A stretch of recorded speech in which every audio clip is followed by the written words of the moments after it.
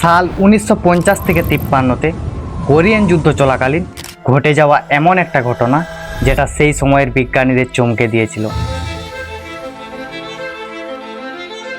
যুদ্ধ চলাকালীন দেখা যায় সৈন্যরা ভয়ঙ্করভাবে আহত হতে থাকে। সবাই প্রথমে ভেবেছিল হয়তো কোনো বিষাক্ত অস্ত্রের দ্বারা তারা আহত হচ্ছে। প্রথমে জ্বর, শরীর ব্যথা, কিডনি ফেল আর তারপরই মৃত্যু।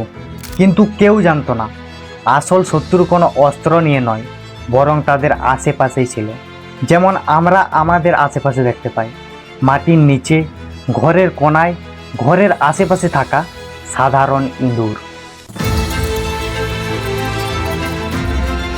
এই ইঁদুরের মলমূত্রের কারণে কোরিয়ার হাজার হাজার সৈন্যরা মৃত্যুর কোলে ঢলে পড়েছিল। এমন এক খুনি, এমন এক ভাইরাস যার কোনো ওষুধ এখনো পর্যন্ত বিশেষজ্ঞরা খুঁজে পাননি, যার নাম হান্তা ভাইরাস।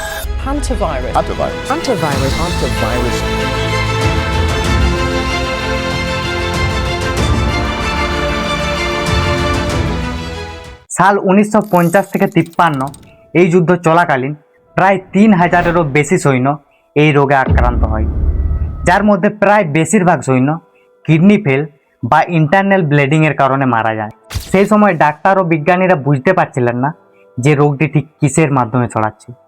প্রথমত ধারণা করা হয়েছিল যে এটা কোনো মোষ বা মশার মাধ্যমে ছড়াচ্ছে, কিন্তু নির্দিষ্ট কোনো প্রমাণ না থাকায় তারা এটার নাম দেয় কোরিয়ান হেমোরেজিক ফিভার। সাল 1976 যুদ্ধ শেষ হওয়ার প্রায় 20 বছর পর সাউথ কোরিয়ান ভাইরোলজিস্ট ডক্টর হো ওয়াং লি সর্বপ্রথম এই ভাইরাসটি শনাক্ত করেন। ডক্টর লি প্রমাণ করেন এলাকার ডোরাকাটা ইঁদুরের মলমূত্র থেকে এই ভাইরাস বাতাসে ছড়িয়ে পড়ে, আর এই বাতাসই আমাদের শরীরে যাওয়ার কারণে এই ভাইরাস আমাদের শরীরে ঢুকে পড়ে। যুদ্ধ চলাকালীন সেখানের ঘর বাড়ি ফসলের ক্ষতিগ্রস্ত হওয়ার কারণে বসবাসকারী ইঁদুররা সৈন্যদের টেন্ট বা ক্যাম্পের সামনে বাসা বাঁধে, আর এই কারণেই প্রায় 3000-এরও বেশি সৈনিকের শরীরে এই ভাইরাস পাওয়া যায়। ডক্টর লি লক্ষ্য করেন হান্তান নদীর কাছে অবস্থিত আয়রন ট্রায়াঙ্গেল এলাকায় অবস্থান করা সৈন্যরা এই ভাইরাসে বেশি আক্রান্ত হয়। এই নদীর নাম অনুসারে তিনি এই ভাইরাসের নাম রাখেন হান্তা ভাইরাস। এর ঠিক 5 বছর পর 1981 সালে ডক্টর লি এবং তার টিম এই ভাইরাসের ভ্যাকসিন তৈরির কাজ শুরু করেন, আর এটাই ছিল world first and most effective hanta virus vaccine, hanta Vax. বিজ্ঞানীরা তখনও জানতেন না যে এটা ছিল কেবল শুরু, এর থেকেও ভয়ঙ্কর কিছু অপেক্ষা করছে পৃথিবীর অন্য প্রান্তে। সাল 1993 আমেরিকার নিউ মেক্সিকোর 19 বছরের এক সুস্থ যুবক জ্বর ও শরীর ব্যথার সাথে ঘুম থেকে ওঠে। সাধারণ ফ্লু ভেবে সে ব্যাপারটা এত গুরুত্ব দেয়নি। এর ঠিক কিছু ঘন্টা পর তার শ্বাসকষ্ট হতে থাকে এবং তৎক্ষণাৎ সে জ্বর, শরীর ব্যথা আর শ্বাসকষ্ট নিয়ে হসপিটালে ভর্তি হন। এর ঠিক কিছু ঘন্টা পর তার ফুসফুসে জল জমতে থাকে। ডাক্তাররা কিছু বুঝে ওঠার আগেই সে মারা যায়।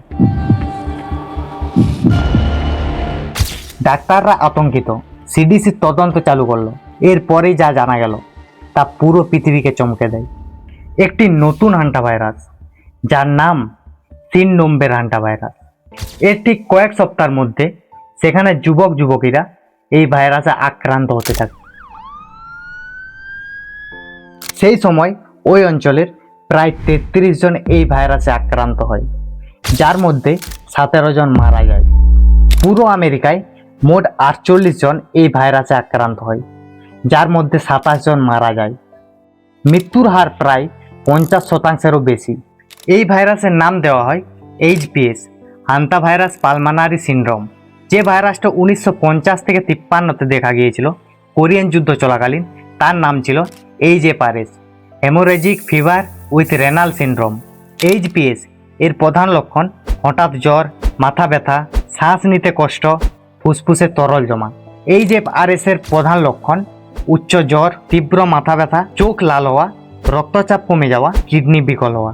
1 এপ্রিল 2026 MV হান্ডিয়াস নামের একটি ক্রুজ শিপ আর্জেন্টিনার উসুয়ায়া থেকে আটলান্টিকের দুর্গম দ্বীপগুলিতে 46 দিনের ভ্রমণের জন্য রওনা দেয়।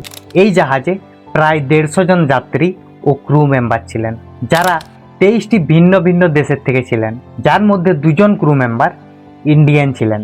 এই যাত্রা শুরু হওয়ার ঠিক 5 দিন পর 6 এপ্রিল 2026 একজন 70 বছর বয়সী যাত্রীর শরীরে এই ভাইরাস দেখা যায়।